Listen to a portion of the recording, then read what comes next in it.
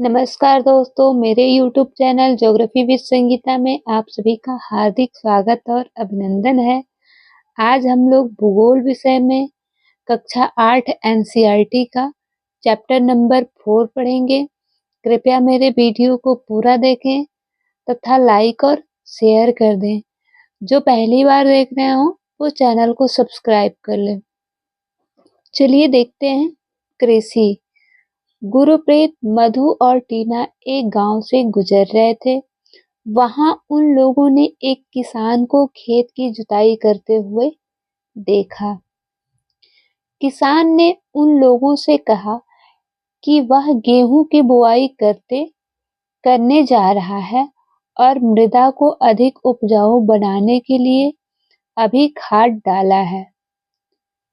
उसने बच्चों से कहा कि गेहूं मंडी में अच्छी कीमत पर बिकेगा, जहां से उसे आटे में परिवर्तित करके कारखाने में डबल रोटी और बिस्किट बनाने के लिए ले जाया जाएगा।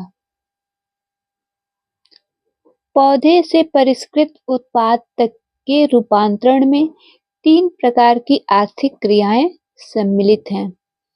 ये प्राथमिक, द्वितीयक और तृतीयक क्रियाएं हैं। प्राथमिक क्रियाओं के अंतर्गत उन सभी क्रियाओं को शामिल किया जाता है जिनका संबंध प्राकृतिक संसाधनों के उत्पादन और निष्कर्षण से है। प्राथमिक क्रिया वो होता है जो डायरेक्ट प्रकृति से संबंधित होता है। कृषि, मत्स्य और संग्रहण इनके अच्छे उदाहरण हैं। जैसे कृषि हो गया, मत्स्य हो गया और संग्रहण हो गया। ये सब क्या है? प्राथमिक क्रियाओं के एग्जाम्पल है, उदाहरण है। द्वितीय क्रियाएं उन क्रियाओं के प्रसंस्करण से संबंधित हैं। इस्पात विनिर्माण, डबल रोटी पकाना और कपड़ा बुनना इन क्रियाओं के उदाहरण हैं। जो प्राथमिक क्रियाओं से जिनका विनिर्माण होता है, मतलब उसके रूप में परिवर्तन करके जिनका निर्माण होता है। जैसे अब लौह अयस्क है तो उससे इस्पात का विनिर्माण हो गया। गेहूं है, गेहूं से डबल रोटी बना दिए। फिर सूत है, उससे हम कपड़ा बुन के तैयार कर दिए।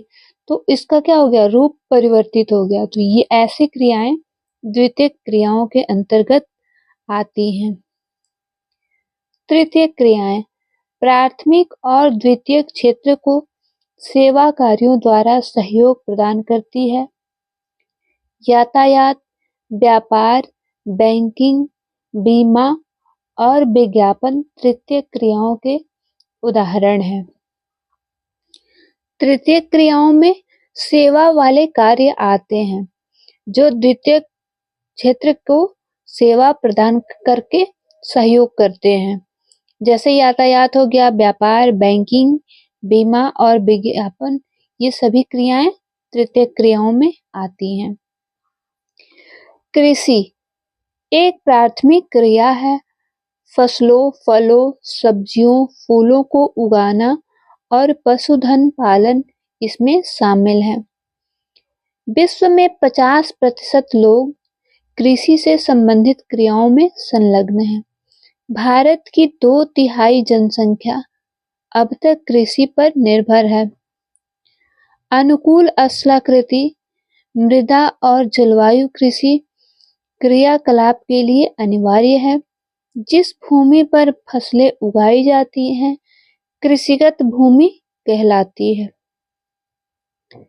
आप मानचित्र में देख सकते हैं कि कृषि क्रियाकलाप विश्व के उन्हीं प्रदेशों में संकेंद्रित है जहां फसल उगाने के लिए उपयुक्त कारक विद्यमान है।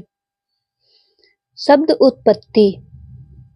एग्रीकल्चर शब्द की उत्पत्ति लैटिन शब्दों एगर या एग्री जिसका अर्थ है मृदा और कल्चर जिसका अर्थ होता है कृषि करने से हुई है। कृषिगत भूमि का विश्व वितरण। इस मैप में कहाँ-कहाँ किस-किस महाद्वीप में कृषि वाला क्षेत्र है उसको दर्शाया गया है ग्रीन साइड से। जैसे ये इंडिया का ये पार्ट है और ये एशिया में है, फिर ये ऑस्ट्रेलिया का है, अफ्रीका में भी जो ग्रीन पार्ट है उसको वही कृषिगत भूमि है। क्या आप जानते हैं एग्रीकल्चर यानी कृषि मृदा की जुताई, फसलों को उगाना और पशुपालन का विज्ञान एवं कला है। इसे खेती भी कहते हैं। सेरीकल्चर यानी रेशम उत्पादन, रेशम के कीटों का वाणिज्यिक पालन। यह कृषक की आय में पूरक हो सकता है। पीसीकल्चर मतलब मत्स्य पालन, विशेष रूप से निर्मित तालाबों और पोखरों में मत्स्य पालन। विटीकल्चर यानी कि द्राक्षा कृषि, अंगूरों की खेती। हार्टिकल्चर उद्यान कृषि, वाणिज्यिक उपयोग के लिए सब्जियों, फलों और फूलों को उगाना। ये एग्री है, सेरी है, पीसी है, वीटी है, हर्टी है और कल्चर। कृषि तंत्र, कृषि या खेती को एक तंत्र के रूप में देखा जा सकता है। इसके महत्वपूर्ण निवेश बीज, उर्वरक, मशीनरी और श्रमिक हैं। जुताई, बुआई, सिंचाई, निराई और कटाई इसकी कुछ संक्रियाएं हैं। इस तंत्र के निर्गतों के अंतर्गत फसल, ऊन, डेयरी और कुक्कुट उत्पाद आते हैं। कृषि के प्रकार, विश्व में कृषि विभिन्न तरीकों से की जाती है। भौगोलिक दशाओं, उत्पाद की मांग, श्रम और प्रौद्योगिकी के स्तर के आधार पर कृषि दो मुख्य प्रकारों में वर्गीकृत की जा सकती है। ये है निर्वाह कृषि और वाणिज्यिक कृषि। निर्वाह कृषि, इस प्रकार की कृषि कृषक परिवार की आवश्यकताओं को पूरा करने के लिए की जाती है। पारंपरिक रूप से कम उपज प्राप्त करने के लिए निम्न स्तरीय प्रौद्योगिकी और पारिवारिक श्रम का उपयोग किया जाता है। निर्वाह कृषि को पुनः गहन निर्वाह कृषि और आदिम निर्वाह कृषि में वर्गीकृत किया जा सकता है। गहन निर्वाह कृषि में किसान एक छोटे भूखंड पर साधारण औजारों और अधिक श्रम से खेती करता है। अधिक धूप वाले दिनों से युक्त जलवायु और उर्वर मृदा वाले खेत में एक वर्ष में एक से अधिक फसलें उगाई जा सकती हैं। चावल मुख्य फसल होती है। अन्य फसलों में गेहूं, मक्का, दलहन और तिलहन शामिल है। गहन निर्वाह कृषि दक्षिणी पूर्वी और पूर्वी एशिया के सघन जनसंख्या वाले मानसूनी प्रदेश में प्रचलित है। आदिम निर्वाह कृषि में स्थानांतरित कृषि और चलवासी पशुचारण शामिल है। रोचक तथ्य, जैविक कृषि इस प्रकार की कृषि में रासायनिक खादों के स्थान पर जैविक खाद और प्राकृतिक पीड़कनाशी का उपयोग किया जाता है। फसलों का उत्पादन बढ़ाने के लिए कोई आनुवंशिक रूपांतरण नहीं किया जाता है। स्थानांतरित कृषि, अमेज़न बेसिन के सघन वन क्षेत्रों, उष्णकटिबंधीय अफ्रीकी, दक्षिण पूर्व एशिया और उत्तर पूर्वी भारत के भागों में प्रचलित है। ये भारी वर्षा और वनस्पति के तीव्र पुनर्जनन वाले क्षेत्र हैं। वृक्षों को काटकर जलाकर भूखंड को साफ किया जाता है, तब राख को मृदा में मिलाया जाता है तथा मक्का, रतालू, आलू और कसावा जैसी फसलों को उगाया जाता है। भूमि की उर्वरता की समाप्ति के बाद वह भूमि छोड़ दी जाती है और कृषक नए भूखंड पर चला जाता है। स्थानांतरित कृषि को कर्तन एवं दहन कृषि के रूप में भी जाना जाता है। अब जलवासी कृषि। जलवासी पशुचारण सहारा के अर्ध शुष्क और शुष्क प्रदेश में, मध्य एशियाई और भारत के कुछ भागों जैसे राजस्थान तथा जम्मू और कश्मीर में प्रचलित है। जलवासी कृषि जलवासी पशुचारण जो है वह सहारा के अर्ध शुष्क प्रदेश, मध्य एशिया और भारत के कुछ भागों जैसे कि राजस्थान और जम्मू कश्मीर में प्रचलित है। इस प्रकार की कृषि में पशुचारक अपने पशुओं के साथ चारे और पानी के लिए एक स्थान से दूसरे स्थान पर निश्चित मार्गों में घूमते हैं। इस प्रकार की गतिविधि जलवायु बाधाओं और भूभाग की प्रतिक्रिया स्वरूप उत्पन्न होती हैं। पशुचारक मुख्यतः भेड़, ऊंट, मवेशी, याक और बकरियां पालते हैं। ये पशुचारकों और उनके परिवारों के लिए दूध, मांस, ऊन, खाल और अन्य उत्पाद। वाणिज्यिक कृषि। वाणिज्यिक कृषि में फसल उत्पादन और पशुपालन बाजार में विक्रय हेतु किया जाता है। इसमें विस्तृत कृषि क्षेत्र और अधिक पूंजी का उपयोग किया जाता है। अधिकांश कार्य मशीनों के द्वारा किया जाता है। वाणिज्यिक कृषि में वाणिज्यिक अनाज कृषि, मिश्रित कृषि और रोपड़ कृषि शामिल है। वाणिज्यिक अनाज कृषि में फसलें वाणिज्यिक उद्देश्य से उगाई जाती हैं। गेहूं और मक्का सामान्य रूप से उगाई जाने वाली फसलें हैं। उत्तर अमेरिका, यूरोप और एशिया के शीतोष्ण घास के मैदान वाणिज्यिक अनाज कृषि के प्रमुख क्षेत्र हैं। ये क्षेत्र सैकड़ों हेक्टेयर के बड़े फार्मों से युक्त विरल आबादी वाले हैं। अत्यधिक ठंड वर्धन काल को बाधित करती है और केवल एक ही फसल उगाई जा सकती है। मिश्रित कृषि में कृषि का उपयोग भोजन व चारे की फसलें उगाने और पशुधन पालन के लिए किया जाता है।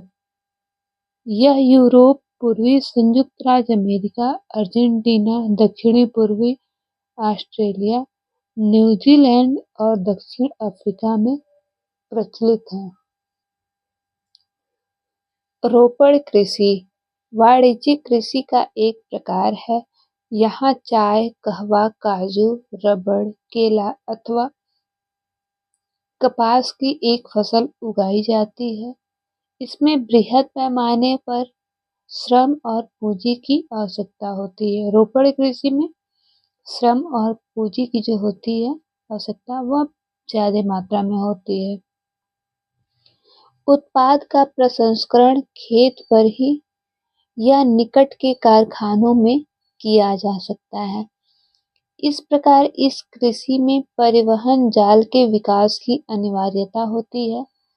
रोपड़ कृषि के मुख्य क्षेत्र विश्व के उष्णकटिबंधीय प्रदेशों में पाए जाते हैं। मलेशिया में रबड़, ब्राजील में कहवा, भारत और श्रीलंका में चाय इसके कुछ उदाहरण हैं। मुख्य फसलें बढ़ती हुई जनसंख्या की आवश्यकताओं को पूरा करने के लिए विविध प्रकार की फसलें उगाई जाती हैं। फसलें कृषि आधारित उद्योगों के लिए भी कच्चे माल की आपूर्ति करती हैं। गेहूं, चावल, मक्का और बाजरा मुख्य खाद्य फसलें हैं। जूट और कपास रेशेदार फसलें हैं। चाय और कहवा मुख्य पेय फसलें हैं। चावल, यह विश्व की मुख्य खाद्य फसल है। यह उष्णकटिबंधीय और उपोष्णकटिबंधीय प्रदेशों का मुख्य आहार है। चावल के लिए उच्च तापमान, अधिक आर्द्रता एवं वर्षा की आवश्यकता होती है। चावल की कृषि के लिए तापमान अधिक होना चाहिए, अधिक आर्द्रता भी होनी चाहिए और अत्यधिक वर्षा की भी क्या होती है, आवश्यकता होती है। यह फसल चीका युक्त जलोढ़ मृदा में, जिसमें जल रोकने की क्षमता हो, में सर्वोच्च ढंग से बढ़ती है। इसके लिए सबसे ज्यादा उपयुक्त जो होती है मृदा, वह चिकायुक्त जलोढ़ मृदा होती है, क्योंकि इसमें जल को रोकने की क्षमता अधिक होती है। चीन चावल उत्पादन में अग्रणी है। सबसे ज्यादा पूरे विश्व में चावल की कृषि चीन में होती है। इसके बाद भारत, जापान, श्रीलंका और मिस्र है।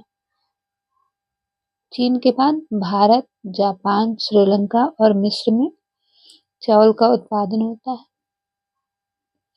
अनुकूल जलवायु दशाओं जैसे पश्चिम बंगाल और बांग्लादेश में एक वर्ष में 2 से 3 फसलें उगाई जाती हैं। पश्चिम बंगाल और बांग्लादेश में चावल की एक वर्ष में 2 से 3 फसलें क्या होती हैं, उगाई जाती हैं।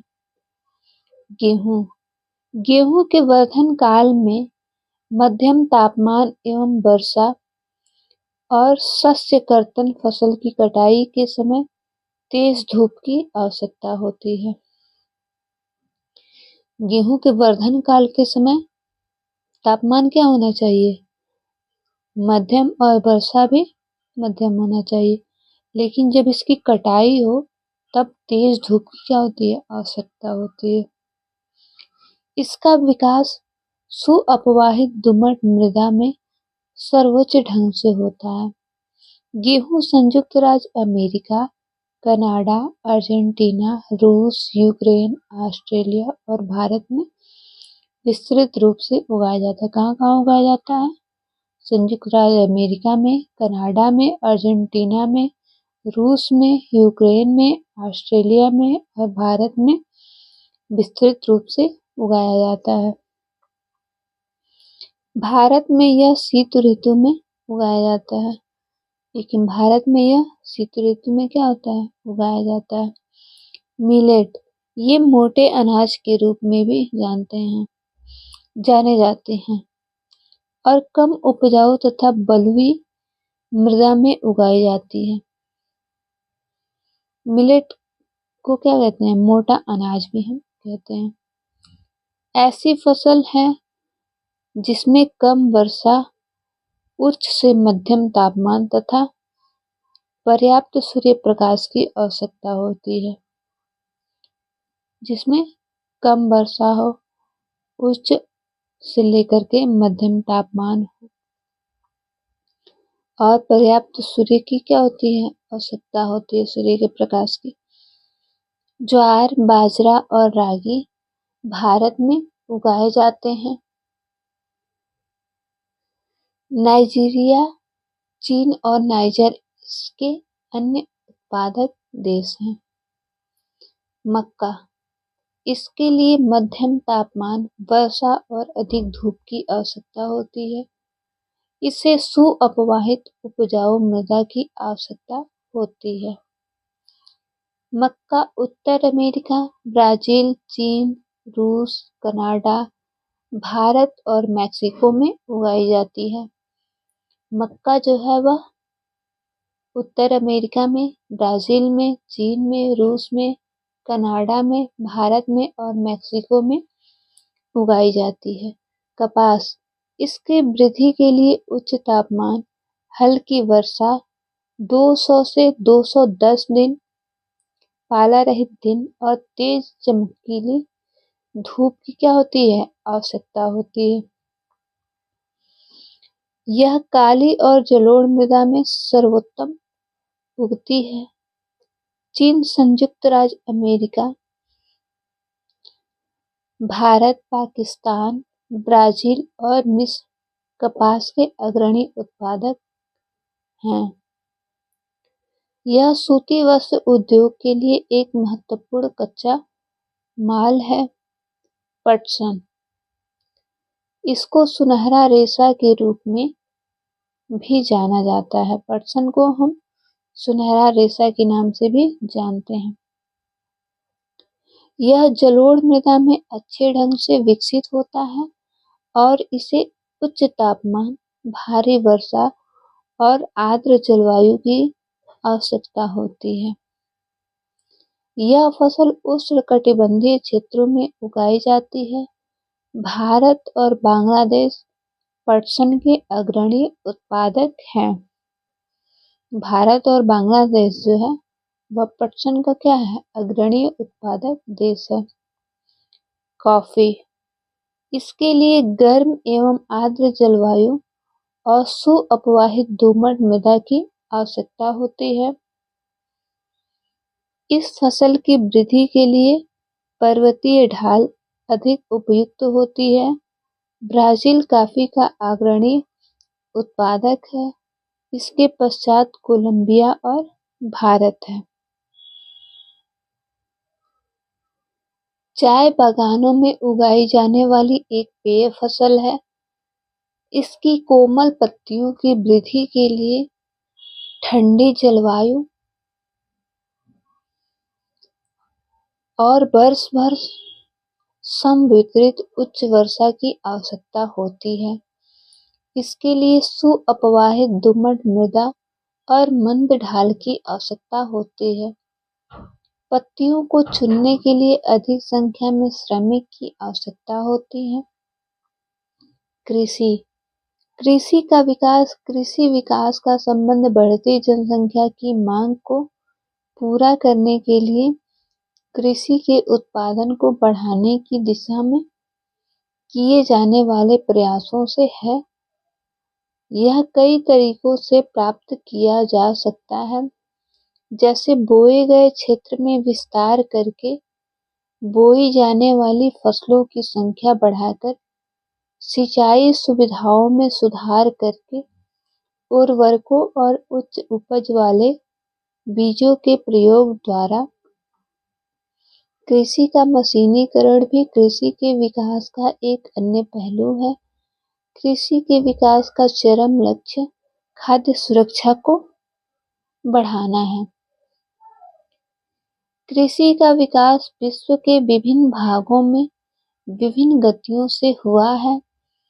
अधिक जनसंख्या वाले विकासशील देश अधिकतर गहन कृषि करते हैं, जहां छोटी जोतों पर सामान्यतः जीविकोपार्जन के लिए फसलें उगाई जाती हैं।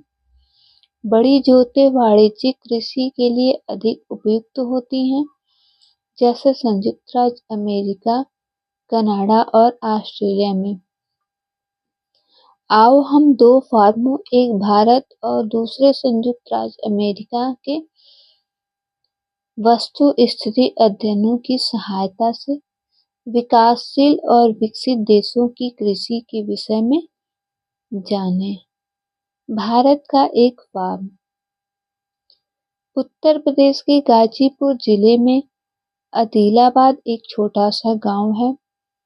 मुन्ना लाल इस गांव का एक छोटा किसान है, जिसके पास लगभग 1.5 हेक्टेयर का फार्म है। उनका आवास मुख्य गांव में है। वह अधिक उपज देने वाले बीजों को बाजार से वर्षों के एकांतर पर खरीदता है। उसकी भूमि उर्वर है और वह वर्ष में कम से कम 2 फसलें, सामान्यतः गेहूं या चावल और दालें उगाता है। किसान अपने मित्रों और बुजुर्गों के साथ साथ सहकारी कृषि अधिकारियों से कृषि कार्यों के संबंध में सलाह लेता है। वह अपने खेत की जुताई के लिए भाड़े पर ट्रैक्टर लेता है। यद्यपि उसके कुछ मित्र अभी भी बैलों से खेतों को जोतने की परंपरागत विधि का प्रयोग करते हैं। समीप के खेत में एक नलकूप है जिसे वह अपने खेत की सिंचाई करने के लिए भाड़े पर लेता है। क्या आप जानते हैं खाद्य सुरक्षा तभी बनी रहती है जब सभी व्यक्तियों को क्रियाशील और स्वस्थ जीवन जीने के लिए आहार की आवश्यकता और प्राथमिकता के आधार पर हर समय पर्याप्त, सुरक्षित और पौष्टिक खाद्य पदार्थ की सुविधा उपलब्ध हो।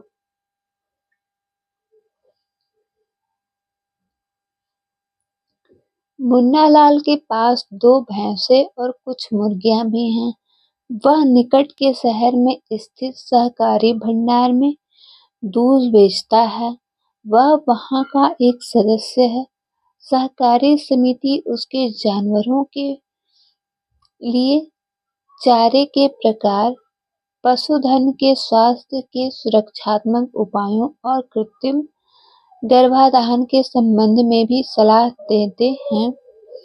कृषि के विविध कार्यों में परिवार के सभी सदस्य उसकी सहायता करते हैं।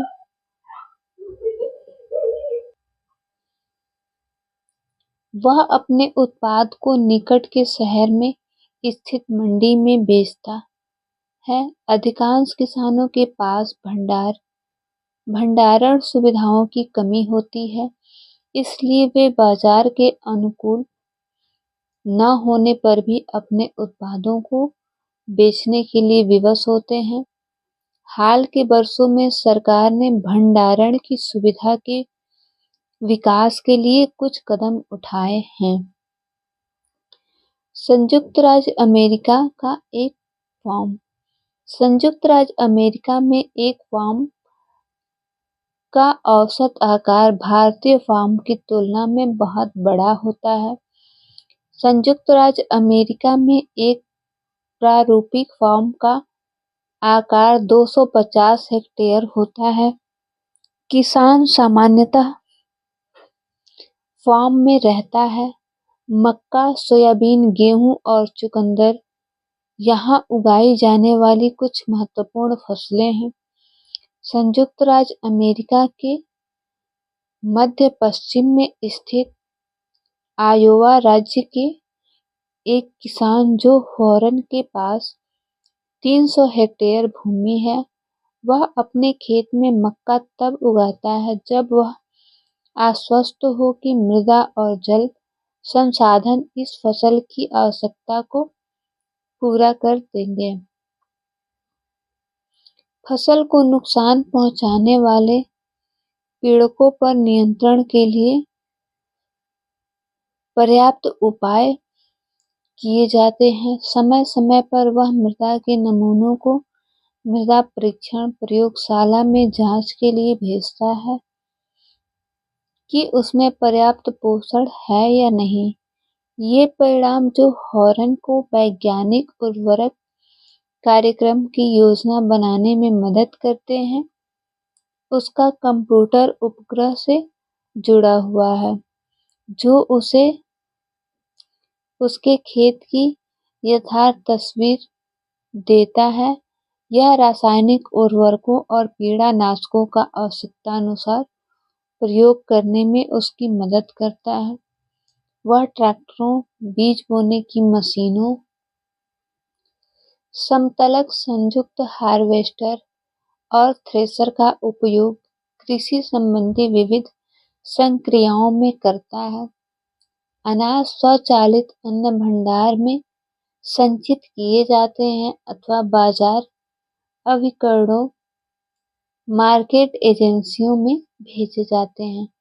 संयुक्त राज्य अमेरिका में किसान एक व्यवसायी की तरह काम करता है, न कि एक खेतिहर किसान की तरह। कुछ प्रश्न हैं, इनको हम देख लेते हैं।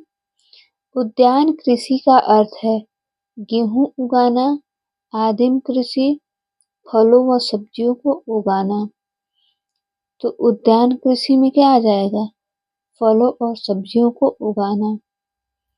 अगला क्वेश्चन है, सुनहरा रेशा से अभिप्राय है? चाय, कहवा, पटसन। तो क्या हो जाएगा? पटसन सही आंसर हो जाएगा। कॉफी का प्रमुख उत्पादक है? ब्राजील है, भारत है, रूस है। तो कॉफी का प्रमुख उत्पादक है ब्राजील।